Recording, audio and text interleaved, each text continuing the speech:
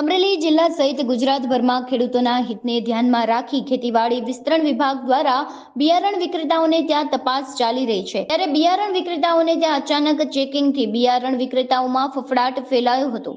જિલ્લાના અલગ અલગ વિક્રેતાઓને ત્યાંથી શંકાસ્પદ જણાતા બિયારણોના નમૂના લઈ ખરાઈ માટે મોકલવાની તજવીજ હાથ ધરવામાં આવી હતી। તેમજ અમુક બિયારણ જે નિયમ વિરુદ્ધ વેચવામાં આવી રહ્યા હતા તેવા બિયારણો વેચવા ઉપર મનાઈ કરવામાં આવી છે।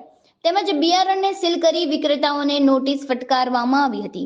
ચલાણાની અંદર પણ મોહન સીડ્સ નામની દુકાન ધરાવતા બિયારણ દવાઓ અને રાસાયણિક ખાતરના વિક્રેતાને નિયમભંગ બદલ 45 દિવસ લાયસન્સ રદ કરી કાયદાકીય કાર્યવાહી કરવામાં આવી છે। તેમજ ખેડૂતોને પણ પાક્કા બિલ સાથે બોલગાર્ડ સિમ્બોલ સાથે ઓરિજિનલ બિયારણ ખરીદવાની સલાહ ખેતીવાડી વિસ્તરણ અધિકારીઓએ આપી હતી। એચ.એ. ત્રિવેદી, નાયબ ખેતીનિયામક વિસ્તરણ પોરબંદર।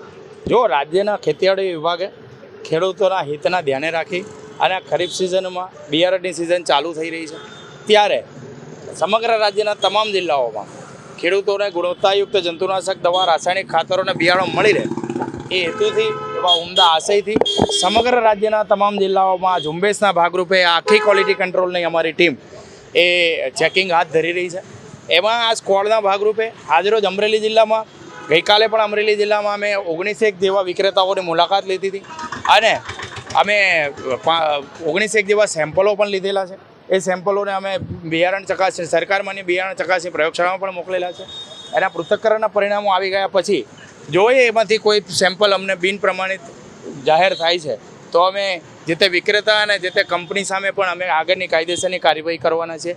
આની સાથે સાથે ગઈકાલે અમે અમરેલી જિલ્લામાં 364 કિલોગ્રામ જેવું અલગ અલગ ક્ષતિઓને ધ્યાને રાખી અને 364 કિલોગ્રામ જેવું બિયારણનો કપાસના બિયારણનો જથ્થો જેની અંદાજિત કિંમત મિત્રો 7.5 લાખ રૂપિયા જેવી થવા જાય છે એ જથ્થો પણ અમે વેચાણ માટે લેખિત હુકમથી અટકાવી દીધો છે।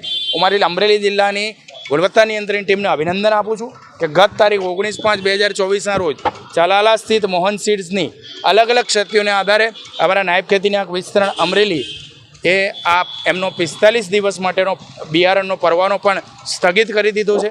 આથી આ પેઢી આગામી 45 દિવસ સુધી બિયારણ વેચાણ માટે પ્રદર્શિત, વેચાણ માટે સંગ્રહ કે વેચાણ માટે હેરફેર પણ નહીં કરી શકે।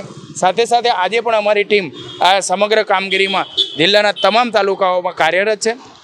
આજે પણ અમે લગભગ સવારથી અત્યાર સુધીમાં લગભગ 1.5 લાખ રૂપિયાનો કપાસના બિયારણનો જથ્થો અલગ અલગ ક્ષતિઓને કારણે અટકાવી દીધેલો છે અને શંકાસ્પદ તરીકે નમૂના લઈ અને આજે પણ અમે નમૂના સરકારમાંની બીજ ચકાસણી પ્રયોગશાળામાં મોકલી આપેલા છે। તમામ ખેડૂત અમરેલી જિલ્લાના તમામ ખેડૂત મિત્રોને મારી આગ્રહપૂર્વકની નમ્ર વિનંતી છે કે આપ જ્યારે પણ બિયારણ ખાતર કે દવા ખરીદ કરવા જાઓ ત્યારે અધિકૃત વિક્રેતા પાસેથી ખરીદી કરો, પાકા બિલથી ખરીદી કરો અને કોઈ એવા લેભાગુ તત્વો પાસેથી ખરીદી ન કરતા અધિકૃત વિક્રેતા પાસેથી ખરીદી કરો। અમારા જિલ્લાના તમામ વિક્રેતા મિત્રોને પણ અમારા લાયસન્સ હોલ્ડર વિક્રેતા મિત્રોને પણ મારી નમ્ર અપીલ છે કે આવો ખેડૂતની ખેતીને સમૃદ્ધ બનાવવા માટે આપણે સૌ સાથે રહી આપણા ખેડૂતોને ગુણવત્તાયુક્ત દવા, ખાતર અને બિયારણ મળી રહે એ દિશામાં આપણે પ્રયત્ન કરી ખેડૂતોને ગુણવત્તાયુક્ત ઇનપુટ આપી અને એની ખેતી સમૃદ્ધ બનાવવા માટે સાથે રહી સહભાગી થઈ અને આપણે કાર્ય કરીએ। આ ચેકિંગ સમયાંતરે ચાલુ જ રહેવાનું છે। આ ચેકિંગ ખેડૂતોના હિત માટેનું છે પણ હાલ આ જે સ્ક્વોડ છે રાજ્ય સરકારના ખેતીવાડી વિભાગે જે સ્ક્વોડનું આયોજન કર્યું છે એ 24 તારીખ સુધીનું 22, 23 ને 24 તારીખ સુધીનો આદેશ છે। જરૂર લાગે આ આદેશ અમારા માન્ય ખેતી નિયામક શ્રી લંબાઈ પણ શકે છે। આમાં વધારે નવા અધિકારીઓનો ઉમેરો પણ થઈ શકે છે। અધિકારીઓને બીજા જિલ્લામાં મોકલી બીજા જિલ્લાના અધિકારીઓ પણ આવી શકે છે। તમામ ખેડૂત મિત્રોને, તમામ વિક્રેતાઓને મારી નમ્ર વિનંતી છે કે ગુણવત્તાયુક્ત ખાતરીપૂર્વકના બિયારણ, ખાતરીપૂર્વકનું ખાતર અને ખાતરીપૂર્વકની દવાઓ જ પાકા બિલથી ખેડૂતોને આપવાનો હું તમામ વિક્રેતાઓને પણ આગ્રહ કરું છું।